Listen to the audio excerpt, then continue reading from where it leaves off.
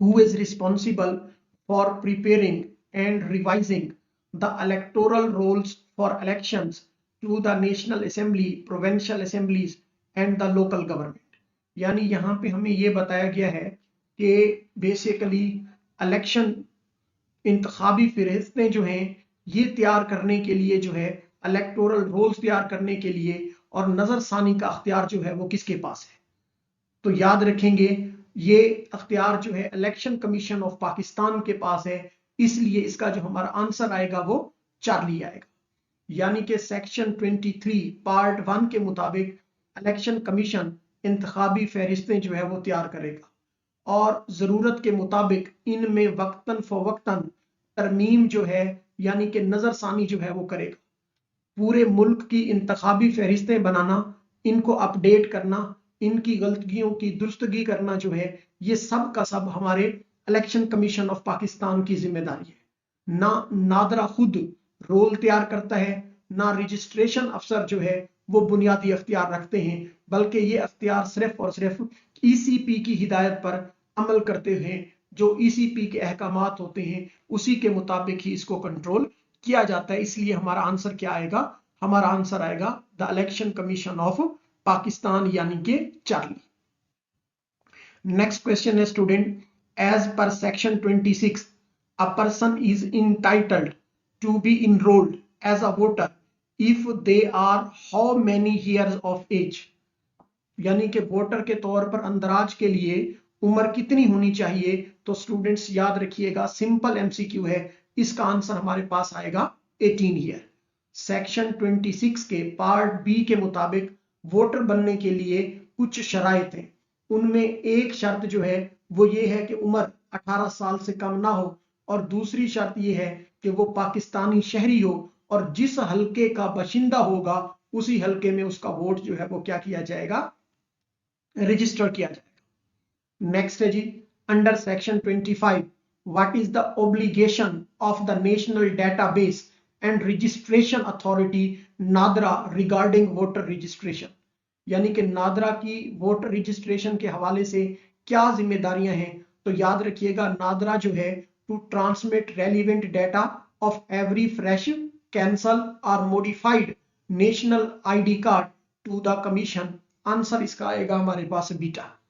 यानी कि हर नए मनसूख शुदा या तरमीम शुदा शनाख्ती कार्ड का डाटा जो है ये इलेक्शन कमीशन को फराहम करना ये नादरा की जिम्मेदारी है।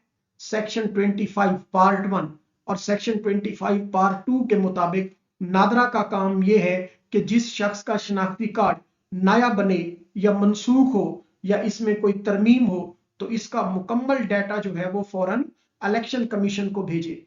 फिर इलेक्शन कमीशन ये डाटा जो है रजिस्ट्रेशन अफसर को भेजता है, जो इसके मुताबिक वोटर लिस्ट में नाम दर्ज, दुरुस्त या हज़फ करता है, खत्म करता है।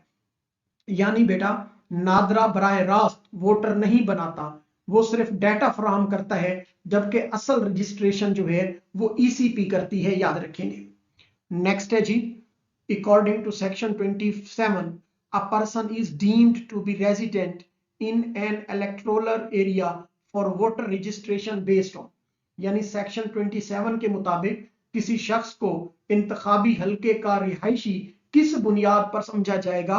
तो याद रखेंगे ये बेसिकली देयर परमानेंट और temporary address in the national identity card. यानी कि शनाख्ती कार्ड में दर्ज मुस्तकिल या आर्जी जो पता है इस बेस पर जो है उसे किसी इलाके का रिहायशी समझा जाएगा। सेक्शन 27 पार्ट 1 के मुताबिक अगर किसी शख्स के नादरा के जारी करदा शनाख्ती कार्ड पर दर्ज मुस्तकिल या आर्जी पता किसी इंतखाबी हलके में आता है तो वो उसे उसी हलके का रिहायशी तस्वुर किया जाएगा। यानी वोट उसी जगह का दर्ज होगा जहां का पता शनाख्ती कार्ड पर हो, चाहे वो मुस्तकिल हो या आर्जी हो। इसका आंसर हमारे पास चार्ली आएगा। नेक्स्ट है जी, the preliminary electoral rolls are published and displayed by the registration officer for a period of not less than। इब्तदाई इंतखाबी फहरिस्तें जो हैं कम से कम कितने दिन के लिए शाये की जाती हैं। तो याद रखिएगा ये बेसिकली 30 डेज तक के लिए, इसलिए इसका आंसर क्या आएगा, चार्ली आएगा। सेक्शन 28 के मुताबिक इब्तदाई इंतखाबी फहरिस्तें कम अज कम 30 दिन के लिए आवेजा की जाती हैं ताकि अवाम उनका मुआयना जो है वो कर सके, गलतियां बता सकें और अपने एतराजात जो हैं वो जमा करा सकें। तो इसका जो टोटल दौरानिया होता है स्टूडेंट्स याद रखिएगा वो 30 डेज जो है वो रखा गया। नेक्स्ट है जी, who is appointed to receive and decide claims, objections and applications for correction of the preliminary electoral rolls। तो इब्तदाई इंतखाबी फहरिस्तों पर एतराज़ात वगैरह की दुरुस्तगियों के लिए जो है क्या मुकर्रर किया गया है, तो स्टूडेंट याद रखिएगा इसके लिए रिवाइजिंग अथॉरिटी जो है वो मुकर्रर की गई है। इसका आंसर हमारे पास आएगा बीटा। सेक्शन 29 के तहत इलेक्शन कमीशन एक रिपोर्टिंग बेसिकली अथॉरिटी मुकर्रर करता है और ये जो अथॉरिटी होती है बेसिकली रिवाइजिंग अथॉरिटी कहलाती है, जो एतराज़ात को सुनती है और कंडीशंस जो हैं और क्लेम्स वगैरह जो हैं उनका फैसला देती है, इंतखाबी फहरिस्तों में ज़रूरी दुरुस्तगियां जो हैं वो मंजूर करती है और ये सारा काम इस मखसूस अथॉरिटी के जिम्मे होता है जिसको हम रिवाइजिंग अथॉरिटी का नाम देते हैं। नेक्स्ट है जी, as per section 30 any person may file a claim or objection to the preliminary electoral roll within the period determined by the commission which is typically 30 days। तो इसका आंसर हमारे पास क्या आएगा, चार्ली आएगा।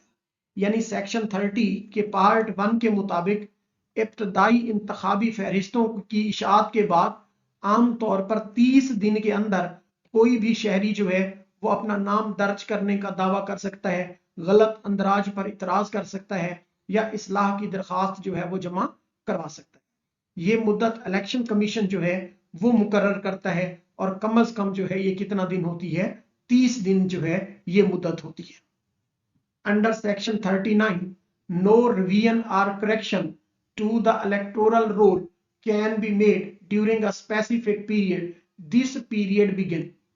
यानी कि सेक्शन 39 के मुताबिक इंतखाबी फहरिस्त में तरमीम या दुरुस्ती कब नहीं की जा सकती, तो याद रखिएगा 30 days before the day the term of assembly is due to expire, the cut off date। यानी कि असेंबली की मुद्दत खत्म होने से 30 दिन से पहले जो है ये की जा सकती है और 30 दिन पहले तक जो है फिर इसमें कोई तरमीम नहीं की जाएगी। तो इसका जो करेक्ट आंसर आएगा वो हमारे पास क्या आएगा, चार्ली आएगा।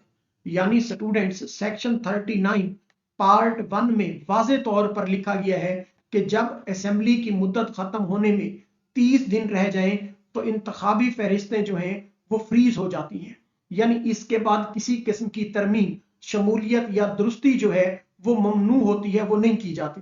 और ये पाबंदी तब तक रहती है जब तक आम इंतखाबात के नताइज का ऐलान ना हो जाए और इसके लिए हम एक टर्म यूज करते हैं और उस टर्म को हम नाम देते हैं फ्रीज पीरियड।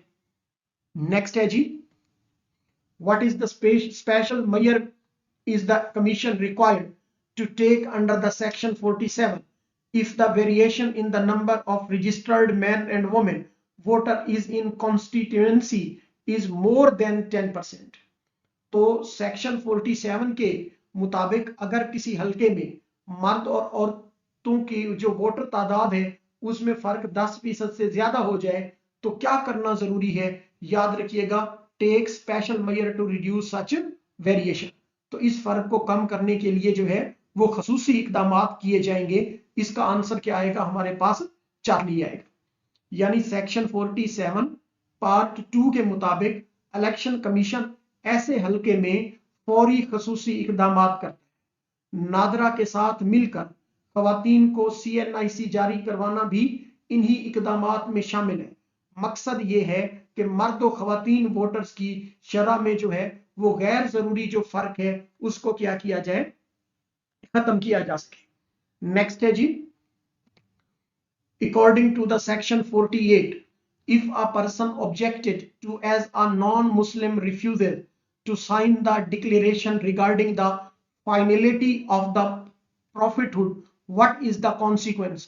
सेक्शन 48A के मुताबिक अगर किसी शख्स पर गैर मुस्लिम होने का एतराज हो और वो खत्म नबूवत के हवाले से हलफनामा देने से इनकार कर दे तो क्या होगा, तो याद रखिएगा their name is deleted from the joint electoral roll and added to a supplementary list of voters as a non Muslim. बीटा इसका जो है वो आंसर आएगा, यानी उसका नाम मुश्तरका इंतखाबी फहरिस्त से हज़फ करके बतौर गैर मुस्लिम अलहदा जो है वो फहरिस्त में दर्ज किया जाएगा। और ये भी याद रखिएगा स्टूडेंट, सेक्शन 48 पार्ट 2 के मुताबिक अगर कोई शख्स खत्म नबूवत से मुतल्लिक ऐलान पर दस्तखत ना करे तो वो उसका नाम जो है वो ज्वाइंट इलेक्टोरल रोल से निकाल कर non Muslim voter list, supplementary non Muslim voter list में जो है वो शामिल किया जाता है। और ये सेक्शन खसूसन अहमदी वोटर्स के हवाले से जो है वो अमली प्रैक्टिकली जो है इंप्लीमेंट होता है। The final electoral roll for an electoral area comes into force and remain in force until revised as per section 42 upon its। section 42 के मुताबिक इंतखाबी फहरिस्त कब जो है वो मौसर होती है, तो याद रखिएगा जब तक जो है वो फाइनल पब्लिकेशन नहीं हो जाती। हतमी इशात के बाद, फाइनल पब्लिकेशन के बाद जो है वो उसको मौसर समझा जाता है। सेक्शन 42 हमें बताता है कि जब इंतखाबी फहरिस्तें हतमी तौर पर शाये हो जाती हैं तो वो फौरी तौर पर नाफिज हो जाती हैं और अगली मरतबा तरमीम या नजरसानी तक जो है वो क्या रहती हैं, मौसर रहती हैं। नेक्स्ट है जी, a person shall not be enrolled on the electoral rolls for any electoral area more than once or on the electoral rolls for more than one electoral area as per. किसी भी शख्स को एक से ज्यादा मर्तबा या एक से ज्यादा इलाकों की इंतखाबी फहरिस्तों में नाम दर्ज करना किस सेक्शन के तहत मना है, तो स्टूडेंट्स याद रखेंगे ये सेक्शन 45 में हमें वाज़े तौर पर बताया गया है कि इनरोलमेंट ओनली वंस की शक्ल में। तो किस सेक्शन में मना है, बड़ा अहम एमसीक्यू है, आप याद रखेंगे सेक्शन 45 और इसकी जो एग्जैक्ट लाइन है वो क्या है, इनरोलमेंट ओनली वंस। सेक्शन 45 के मुताबिक कोई शख्स एक से ज्यादा बार वोटर लिस्ट में दर्ज नहीं हो सकता, ये ना ही दो मुख्तलिफ हलकों में जो है वो वोट बना सकता है। इसका मकसद डबल वोटिंग को जो है वो रोकना है। स्टूडेंट्स ये बड़े इंपॉर्टेंट एमसीक्यूज हैं और बड़ी मेहनत से एक्सट्रैक्ट किए गए हैं। अगर आप एंड तक हमारे इन जितने भी इलेक्शन एक्ट के की मॉक सीरीज है इसके क्वेश्चंस एमसीक्यूज विद डिस्कशन आप सुनते गए और इसके शॉर्ट नोट्स बनाते गए तो यकीन से कहते हैं आपको बहुत फायदा होगा। स्टूडेंट्स अगर आपको हमारी वीडियो अच्छी लगे तो इसको लाइक करना ना भूलें, क्योंकि आपके लाइक्स हमारी मोटिवेशन है, हमारी एनर्जी है, हमें और आप लोगों के लिए जो है अच्छे से अच्छा वर्क करने पर इंसिस्ट करते हैं। नेक्स्ट चलते हैं। Under section 37 a person aggrieved by an order of the registration officer for the enrolment of the correction may appeal to, यानी कि किसी शख्स को, याद रखिएगा स्टूडेंट्स, सेक्शन 37 के मुताबिक रजिस्ट्रेशन ऑफिसर के फैसले के खिलाफ अपील कहां की जा सकती है, तो याद रखिएगा ये इलेक्शन कमीशन का जो मुकर्रर करदा अपीलेट अथॉरिटी है उसको जो है वो अपील की जा सकती है। इसलिए इसका आंसर हमारे पास क्या आएगा, चार्ली आएगा। यानी कि सेक्शन 37 के पार्ट एफ के मुताबिक अगर कोई शख्स वोट के अंदराज या दुरुस्ती से मुतालिक रजिस्ट्रेशन अफसर के फैसले से मुतमईन ना हो तो वो 30 दिन के अंदर अंदर इलेक्शन कमीशन की मुकर्रर करदा अपील अथॉरिटीज में जो है वो क्या कर सकता है, अपील दायर करवा सकता है। ये जो अपीलेट अथॉरिटी है ये क्या करती है, ये उसकी अपील सुनती भी है और उस पर नेसेसरी एक्शन भी लेती है। The power to order the preparation of fresh electoral rolls for an electoral area, cancelling the existing one on account of gross error is vested in the commission under। यानी कि इंतखाबी फहरिस्तों में अगर शदीद गलतियों की सूरत मौजूद हो तो पुरानी फहरिस्तें जो है वो मनसूख करके नई फहरिस्त तैयार करवाने का अख्तियार जो है वो किसको है, तो याद रखिएगा ये अख्तियार इलेक्शन कमीशन को है। और ये कौन सा सेक्शन ये अख्तियार देता है, तो ये सेक्शन 38 जो है वो अख्तियार देता है। इसलिए हमारा जो करेक्ट आंसर आएगा वो बीटा आएगा, यानी सेक्शन 38। सेक्शन 38 इलेक्शन कमीशन को अख्तियार देता है कि अगर फहरिस्त में संगीन गलती है, बेजब्तगी है या दीगर मुनासिब वजह हो तो वो पूरी फहरिस्त जो है वो क्या करे, मनसूख करके नई इंतखाबी फहरिस्त तैयार करवाने का हुक्म जो है वो दे सकता है। याद रखेंगे स्टूडेंट्स। नेक्स्ट है जी, for the purpose of registration as a voter a national identity card issued by the NADRA is deemed valid even if voter registration के लिए नादरा का शनाख्ती कार्ड कब भी दुरुस्त समझा जाता है, तो याद रखिएगा उस वक्त भी दुरुस्त समझा जाता है if it's validity period has expired. यानी इसका आंसर हमारे पास क्या आ जाएगा, बीटा आएगा। अगर उसकी मियाद खत्म भी हो चुकी हो तब भी दुरुस्त समझा जाएगा। सेक्शन 26 पार्ट 2 हमें मुकम्मल वजाहत के साथ बताता है कि शनाख्ती कार्ड की मियाद खत्म हो जाने के बावजूद वो वोटर रजिस्ट्रेशन या वोटिंग के लिए जो है वो क्या शुमार होगा, दुरुस्त शुमार होगा। नेक्स्ट है जी, the registration officer is required to communicate any change of a voter's address to NADRA through the commission as per section, याद रखिएगा 44। डेल्टा हमारे पास इसका जो है आंसर आएगा। यानी सेक्शन 44 के मुताबिक रजिस्ट्रेशन ऑफिसर किसी भी वोटर के पते में तब्दीली की मालूमात इलेक्शन कमीशन के जरिए नादरा को भेजने का पाबंद होगा। यानी कि ये बेसिकली दोनों हिसाब से जो है वो इंफॉर्मेशन जो है वो गैदर करना, कैलकुलेट करना जो है वो जिम्मेदारी है ईसीपी की। नेक्स्ट है जी, under section 40 before commission excludes a person's name from the electoral rolls on the grounds of disqualification or repetition, it must। यानी कि सेक्शन 40 के तहत किसी शख्स का नाम वोटर लिस्ट से निकालने से पहले इलेक्शन कमीशन क्या लाजमी करेगा, तो याद रखिएगा उसको जो है afford the person a reasonable opportunity to be heard. बीटा इसका आंसर आएगा। यानी उसे सुनने का मुनासिब मौका जो है वो जरूर दिया जाएगा। सेक्शन 40 पार्ट 2 के मुताबिक नाम हजफ करने से पहले मुतलका शख्स को अपना मौकिफ पेश करने का मौका जरूर देना चाहिए, और ये कानूनी कार्रवाई का क्या है, बुनियादी असूल भी है। नेक्स्ट है जी, according to section 46 an electoral roll shall not be invalid by reason of. Section 46 के मुताबिक इंतखाबी फहरिस्त सिर्फ किस वजह से नाकाबिले कबूल इनवैलिड नहीं होगी, तो याद रखेंगे एनी मिस डिस्क्रिप्शन और ओमिशन ऑफ द नेम। तो बीटा इसका आंसर आएगा किसी नाम की गलत तशरीह या कमी की वजह से। सेक्शन 46 हमें वाज़े तौर पर बताता है कि अगर फहरिस्त में गलत बयान, कमी या तहरीरी गलती हो तो इसकी बुनियाद पर पूरी फहरिस्त को गलत या गैर मौसर जो है वो नहीं किया जा सकता। याद रखेंगे स्टूडेंट्स।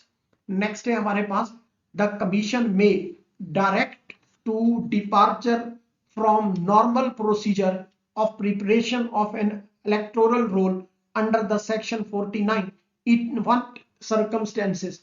तो याद रखिएगा सेक्शन 49 के मुताबिक इलेक्शन कमीशन आम तरीकाकार से हटकर कब काम कर सकता है, तो इसका करेक्ट आंसर हमारे पास आएगा Charlie, in exceptional circumstances after recording the reason.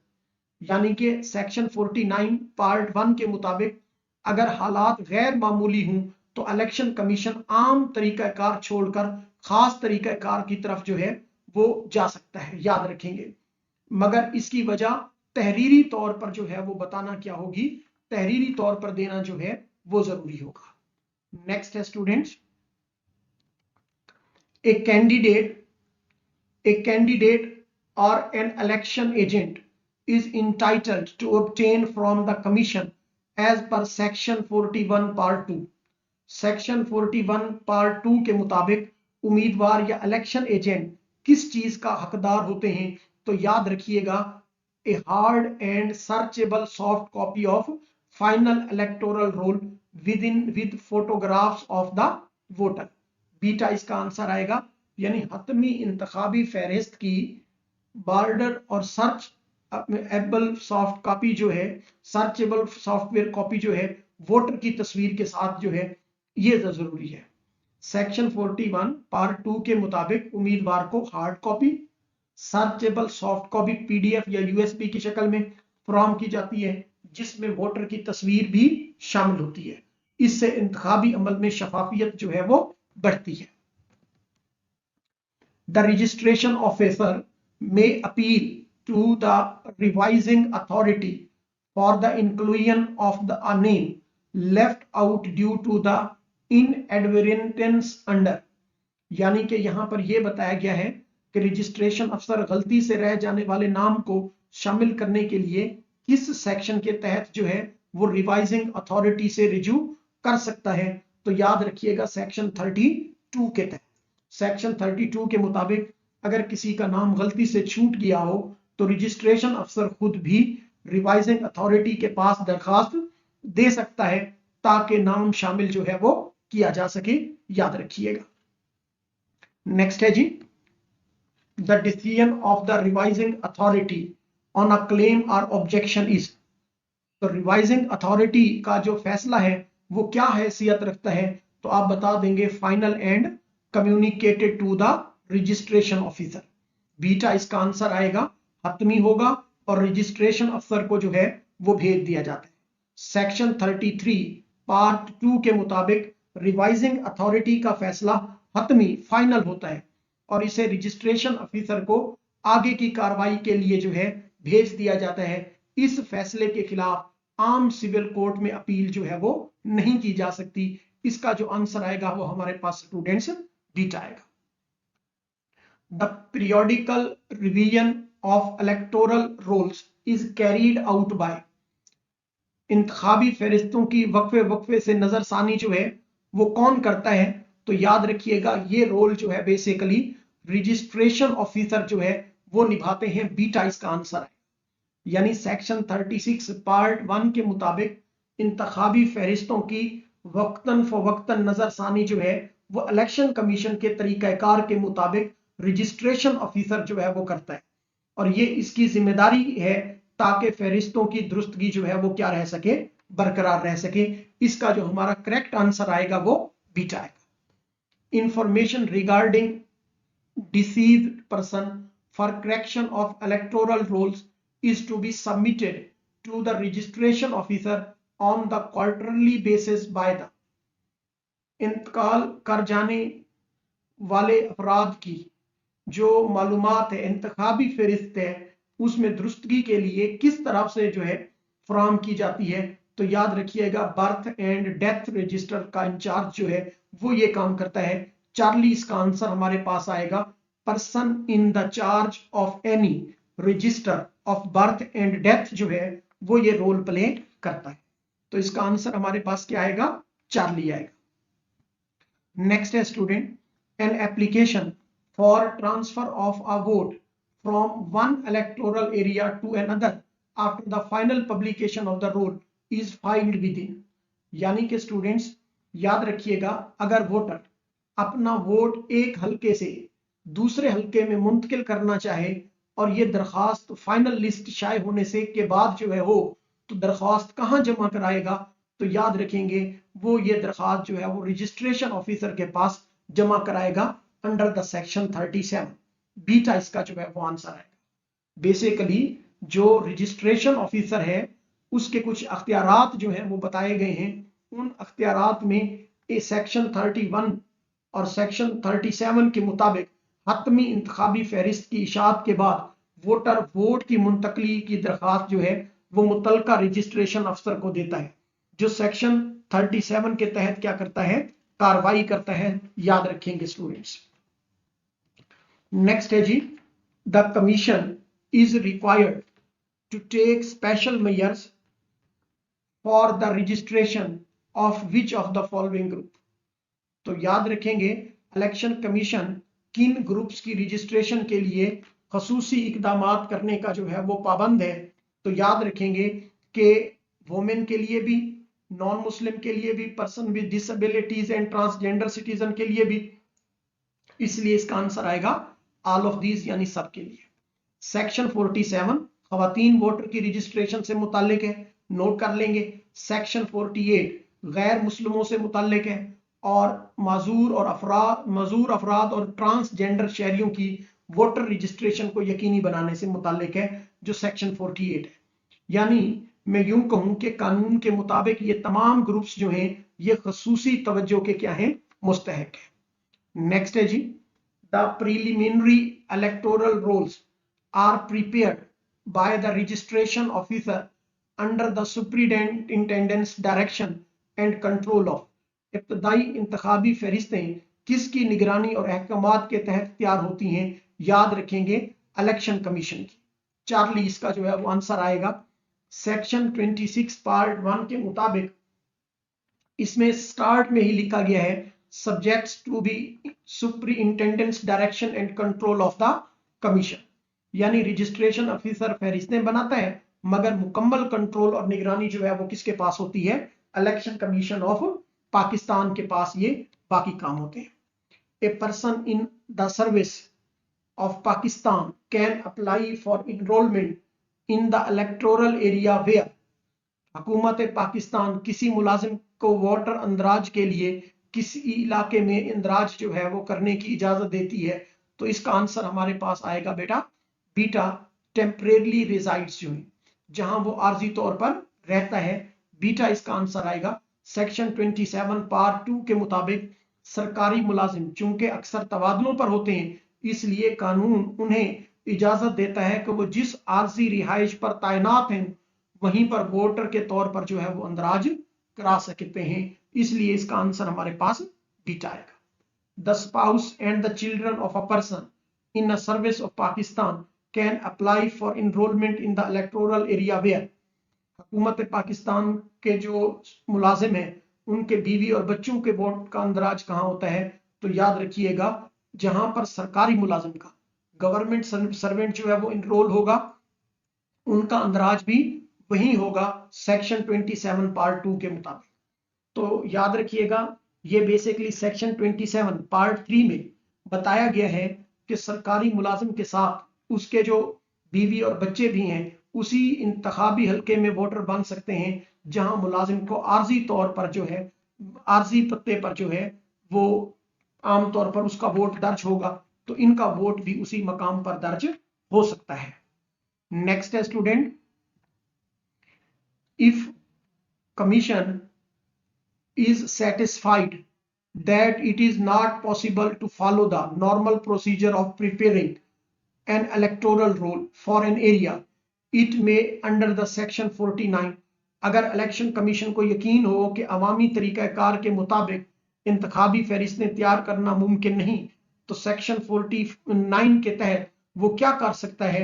याद रखेंगे direct that the roll be prepared in such manner as it deems fit, तो वो फहरिस्तें ऐसी तरीका अख्तियार कर सकता है, फहरिस्त करने का हुक्म दे सकता है जिसे वो मुनासिब जो है वो समझे। यानी सेक्शन 49 इलेक्शन कमीशन को ये खसूसी अख्तियार देता है कि अगर हालात गैर मामूली हों जैसे कुदरती आफात, सैलाब, जलजला वगैरह, बदअमनी वगैरह, दूर दराज का इलाका, तो कमीशन आम तरीका छोड़कर अपना खसूसी तरीका जो है वो एडॉप्ट कर सकता है। स्टूडेंट्स ये था हमारा आज का लेक्चर जिसमें हमने मॉक टेस्ट 3 के अंदर चैप्टर नंबर 4 डिटेल में डिस्कस किया और कोशिश की है कि इसमें शामिल इस चैप्टर के अंदर हर इंपॉर्टेंट सेक्शन जो है वो आपको समझाया जाए, बताया जाए और उससे मंसूब जितनी भी इंफॉर्मेशन है उसकी आपको जो है वो मालूम हो। तो नेक्स्ट लेक्चर में मिलते हैं एक नए चैप्टर के साथ, एक नए मॉक टेस्ट के साथ। तब तक के लिए मुझे इजाजत दें। Thank you so much. अल्लाह हाफिज़।